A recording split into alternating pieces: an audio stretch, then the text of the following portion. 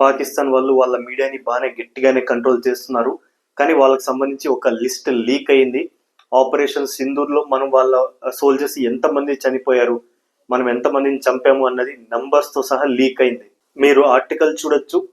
పాకిస్తాన్లో దాదాపు 150 కంటే ఎక్కువ సోల్జర్స్ చనిపోయారా అని ఇలాంటి ఆర్టికల్స్ చాలానే పబ్లిష్ అయ్యాయి. మీ అందరికి తెలిసింది ఆపరేషన్ సింధూర్ 4 రోజులు నడిచింది. ఆ 4 రోజులు మనము పాకిస్తాన్లోని చాలా ప్లేసెస్ బాంబ్ చేసాం. అందులో టెర్రర్ క్యాంప్స్ ఉన్నాయి, వాళ్ళ ఎయిర్ బేసెస్ ఉన్నాయి. ఇలా వివిధ ప్రాంతాల్ని మనం బాంబ్ చేసాము. దానికి సాక్ష్యంగా పాకిస్తాన్ ప్రజలే ఆ బాంబ్ ఎక్కడైతే మిసైల్ పడుతున్నాయో వాటిని రికార్డ్ చేసి మళ్ళీ సోషల్ మీడియాలో అప్లోడ్ చేశారు. మనం ఈవెన్ సూసైడ్ డ్రోన్స్ అని కూడా పంపించాం వాళ్ళ ఎయిర్ డిఫెన్స్ సిస్టమ్ ని నాశనం చేయడానికి. పాకిస్తాన్ లో ఒక న్యూస్ అవుట్లెట్ ఉంది, సమా న్యూస్ అని, చాలా ఫేమస్ అక్కడ. వాళ్ళు ఒక లిస్ట్ పబ్లిష్ చేశారు, దాదాపు 150 కంటే ఎక్కువ సోల్జర్స్ చనిపోయారు అని. కానీ ఎప్పుడైతే అది కొంచెం వైరల్ అయింది, ఇండియన్స్ కూడా చూసి ఇంతమంది చనిపోయారా, అది కూడా రీసెంట్ గా చనిపోయారు వీళ్ళంతా, అంటే ఆపరేషన్ సింధూర్లోనే చనిపోయారా అని దీన్ని వైరల్ చేసేటప్పుడు ఈవెన్ పాకిస్తాన్ లో ప్రజలు కూడా దీని గురించి ఎక్కువ క్వశ్చన్స్ అడిగేసరికి ఆ సమ్మర్ న్యూస్ అవుట్లెట్ అనేది ఏకంగా ఈ ఆర్టికల్ డిలీట్ చేసేసింది.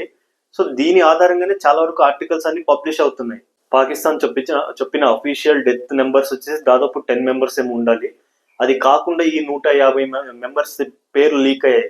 ఇప్పుడు ఇదంతా ఎందుకు జరిగింది అంటే, రీసెంట్ గా ఒక కామెడీ ఏంటంటే పాకిస్తాన్ వాళ్ళు ఒకరికొకరు మెడల్స్ ప్రెజెంట్ చేసుకుంటున్నారు. చాలా గొప్పగా మీరు పోరాడారు ఇండియాతో, అది ఇది అని. ఆ కామెడీలో భాగంగానే ఇవంతా లీక్ అయ్యాయి.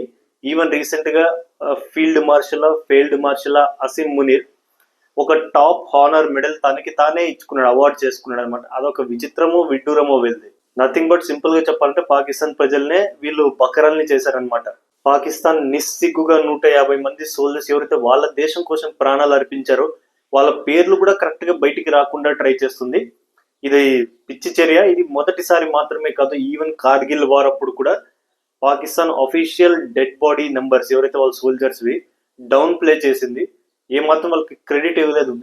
వాళ్ళు మా దేశం కోసం ప్రాణాలు అర్పించారు అని ఏమాత్రం క్రెడిట్ ఇవ్వలేదు.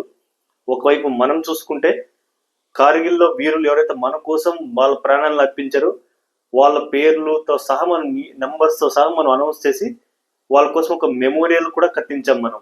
ఇక మనం ఇంకొక న్యూస్ చూసుకుంటే అమెరికాలో జర్నలిస్ట్ కావచ్చు, ఈవెన్ ఎక్స్పర్ట్స్ కావచ్చు, వాళ్ళు ఏమంటున్నారంటే డ్యామేజ్ హ్యాస్ డన్, జరగాల్సిన డ్యామేజ్ జరిగింది, ఇండియా ఇంకెప్పుడు అమెరికాని నమ్మదు అంటున్నారు. జర్నలిస్ట్ అవ్వచ్చు, ఎక్స్పర్ట్స్ చాలా తక్కువ టైంలోనే, ఐ మీన్ కొన్ని వారాలలోనే ట్రంప్ అనే మనిషి ఇండియా అమెరికా రిలేషన్స్ ని దాదాపు ఒక 20 సంవత్సరాలు వెనక్కి తోసాడని చెప్పడంలో ఏమాత్రం తప్పు లేదు.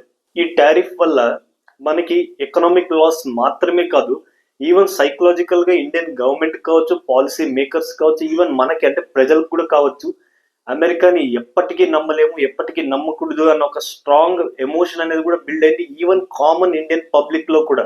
ట్రంప్ గవర్నమెంట్ కి అడ్వైజర్ పీటర్ అనే వ్యక్తి ఏమంటాడంటే ఇండియాలోని ఒక ఆయిల్ లాబీ అనేది పుటిన్ వార్, ఏదైతే ఆ రష్యా యుక్రెయిన్ వార్ కి ఫండ్ చేస్తున్నారు, ఇమీడియట్ గా ఆపాలి, ఆయిల్ కొనడం రష్యా నుంచి ఇమీడియట్ గా ఆపేయండి అని తన ధమ్కీలు అవి తన వైపు నుంచి ఏది ట్రై చేయాలో అమెరికన్ గవర్నమెంట్ ట్రై చేస్తూనే ఉంది. ఇది బులియింగ్ టాక్టిక్, ఇది మన మీద పనిచేయదు. ఈవెన్ మోడీ గారు కూడా ఒక ట్వీట్ వేశారు, ఏదైతే పుట్టింది మళ్ళీ ట్రంప్ ది అలాస్కాలో మీటింగ్ జరిగిందో ఈ యుక్రెయిన్ రష్యా వార్ గురించి, ఆ వార్ గురించి ఏం డిస్కస్ చేసుకున్నారు, వాళ్ళిద్దరి మధ్య ఏం చర్చలు జరిగిందని వ్లాడిమిర్ పుటిన్ గారు ఫోన్ చేసి మోడీ గారితో చర్చించారు. దాని గురించి థ్యాంక్ యూ మై ఫ్రెండ్ అని చెప్పి మోడీ గారు కూడా ఒక ట్వీట్ వేశారు. చాలానే మాట్లాడారు ట్వీట్ లో, ఇంకా మిగతా విషయాలు కూడా ఆయన టచ్ చేశారు. కానీ ఎక్కడ కూడా ట్రంప్ గురించి ట్వీట్ వేయడం కానీ ట్రంప్ తో మాట్లాడేదని కానీ ఏమాత్రం చెప్పలేదు మోడీ గారు. అండ్ మీరు గమనిస్తే ఇదే ఇయర్ లో వ్లాడిమిర్ పుటిన్ గారు ఇండియాకి రానున్నారు. అండ్ గట్టి ఛాన్సెస్ ఏమున్నాయి, స్ట్రాంగ్ న్యూస్ సోర్స్ ఏంటి అంటే పుటిన్ గారు ఎప్పుడైతే ఇండియాకి వస్తారో చాలా పెద్ద పెద్ద డీల్స్ జరుగుతాయి ఇండియా రష్యా మధ్య. మనం ఎక్కడ కూడా అమెరికాకి భయపడి మన రిలేషన్స్ మనం రష్యాతో డ్యామేజ్ చేయట్లేదు, ఇంకా మనం స్ట్రాంగ్ చేస్తున్నాం.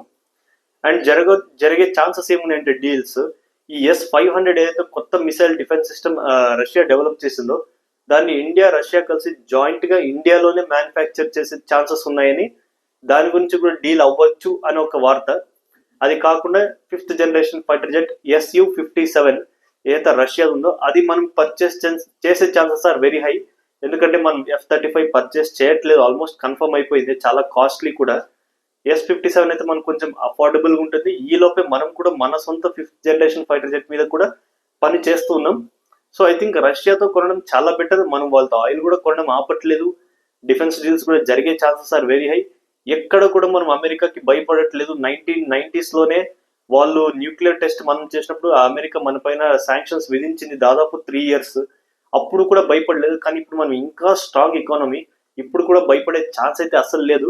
ట్రంప్ చాలా గట్టి డ్యామేజ్ చేసిపోయాడు. పోతూ పోతూ అమెరికా ఇండియా రిలేషన్షిప్ ని చాలా దారుణంగా దెబ్బతీసి వెళ్ళాడనే చెప్పాలి ట్రంప్. Thank you.